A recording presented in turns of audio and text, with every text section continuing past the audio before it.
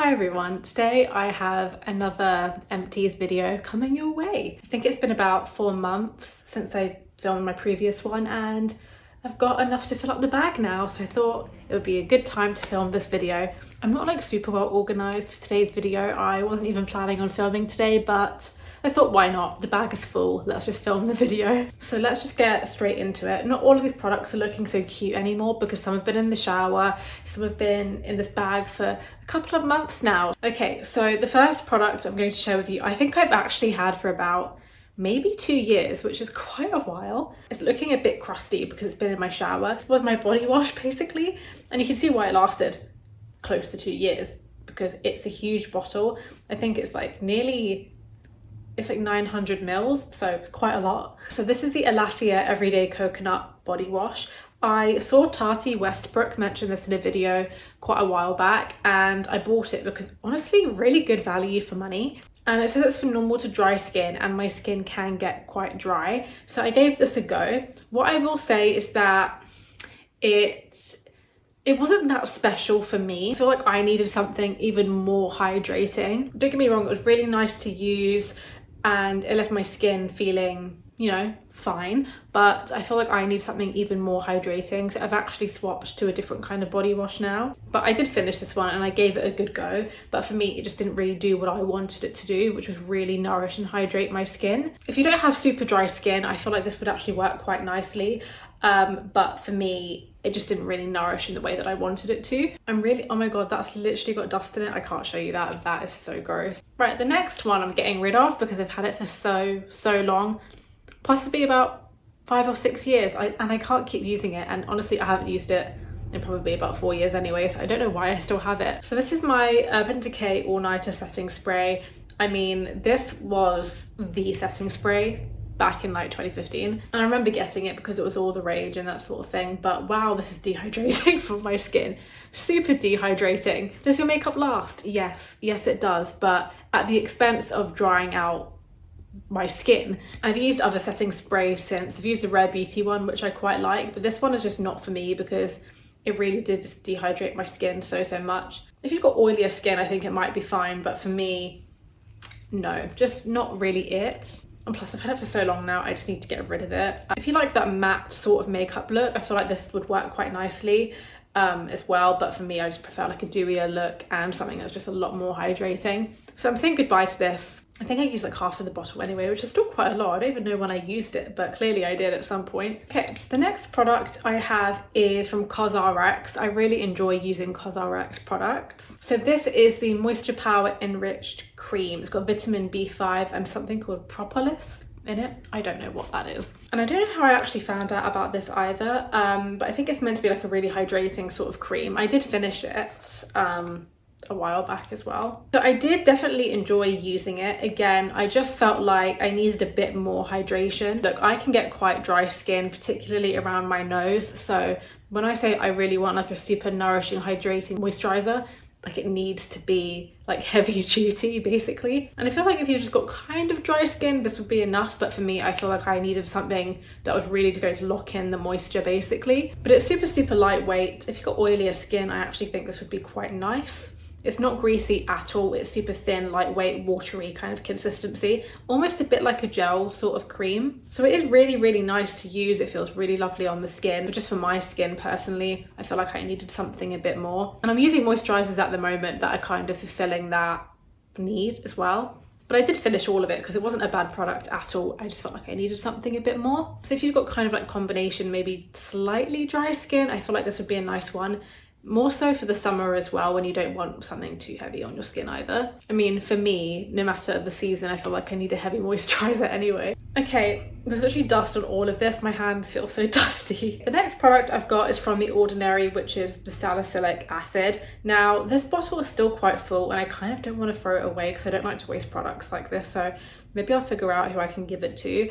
But I only stopped using this because I feel like it wasn't really doing anything for me. Instead, now I'm using those Medicube like zero pore pads, which I really enjoy using. I did stop using them for a while because I thought if I use serums instead, that might do the job. But to me, it's just a bit of a faff to use lots of different serums, and realistically, I'm going to forget to use them and just won't be bothered. So I just use those pads instead. So that's why I'm no longer kind of using this. Not that it was a bad product by any means, but it's just not something that I can really incorporate into my routine or kind of remember to use. It's basically like an additional thing to keep track of, which I can't really be bothered to do. So I'm going to try and find another home for this because I don't really want to waste it. And then the next product I have to share is also from The Ordinary as well. This is something called alpha arbutin. I had no idea what this was until I did a bit of research about it. So this is apparently a high strength serum to target dark spots and uneven skin tone. So the reason I got it was to try and help with the pigmentation on my cheeks and a little bit around my mouth as well.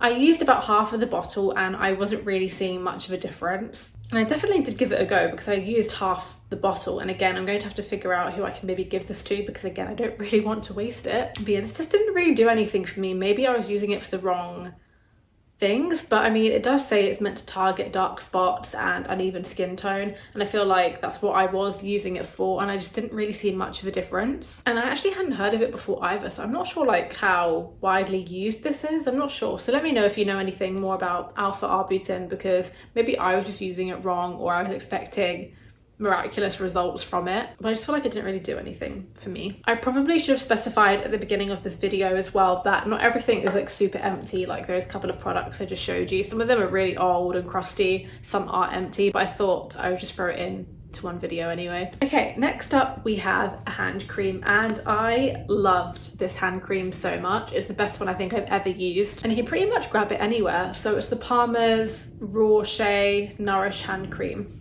I really love the Palmer's hand creams. They are my favorite. I've used a lot of hand creams because again, I can get quite dry hands, like around my cuticles and my knuckles, even in the summer, not just the winter. And I think that this is the one for me. I've not used another one since because it just does the job. It doesn't leave my hands feeling greasy either. It just makes them feel nourished and just not cracked or dry at all. The smell is quite strong, but I'm okay with that. I'm using another one of these at the moment with a slightly different scent, and I will say that the scent across the board is quite a lot, but it's hand cream, I think it's okay. And I can look past it because my hands feel hydrated for hours after I use it, and I really did squeeze every ounce of this out, as you can see, and I really liked it. And what's even better about it is the fact that you can grab it pretty much anywhere. It's pretty affordable and it does the job. So if you've got quite dry hands and you're looking for a really good hand cream, I would definitely recommend trying this out because it's really thick and just really nice to use. We are now on to the penultimate product. I thought I had a few more in here, but apparently not. So the next one I have, again, looks a bit crusty and dusty because it's been in the shower and been in this bag for several months. So this is my Redken Frizz Dismiss shampoo. Again, I used pretty much all of it just to use it up. So I bought it because it said that it was going to target frizz. Do I think it did anything? No. I feel like products like this are a little bit gimmicky. I don't think I've ever used a frizz kind of related product and it actually worked. Maybe it's just because I've got curly hair, but I feel like it should still do something. It was a pretty average shampoo, to be honest. It's quite pricey as well, so I definitely would not rebuy it. But yeah, to me it was pretty average. It was just like any other shampoo that I've used. I didn't really enjoy it. It wasn't the most hydrating shampoo either, so it was just kind of a bit like meh for me. Maybe if you have like straighter hair, this might actually work, but I feel like for curly hair, this doesn't really do what it kind of says. But yeah, I used it up anyway, but it's not really something that I'd go and buy again. Okay, and then we have our final product. So again, this is quite old and again, dusty. So this is my Dior Blush Cheek Stick, and I feel like, again, this is an old version of it as well. So this is in the shade Rosewood, I believe, and I've had this again for several years. I did use up quite a lot of it. I mean, there's still some product left in there, but it's definitely past its expiry date.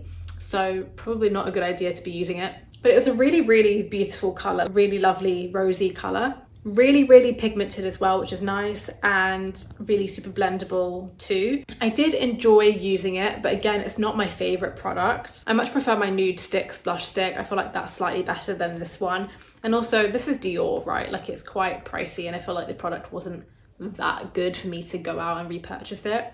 And again, like, the packaging is a bit flimsy and it's quite plasticky, given that it's Dior, so that's a bit like, I would say, disappointing for me personally. It just wasn't really all that for me. Okay, I feel like we've made it to the end of all of the products that I had in this bag. I thought I had a few more, but maybe not. but that's okay. But now I can fill the bag up with even more products. I definitely am running low on a few things now, so I'm sure there will be another one of these videos coming soon. I feel like there weren't too many products in this bag that I really loved. I'm just being, you know, honest about the things that I've used and the things that I like and maybe didn't like, but maybe there was something in this video that you would want to try anyway. I hope you enjoyed today's video. It was quite a short one, but I thought it was worth filming anyway. Please subscribe to my channel if you are new, and I will see you in my next video.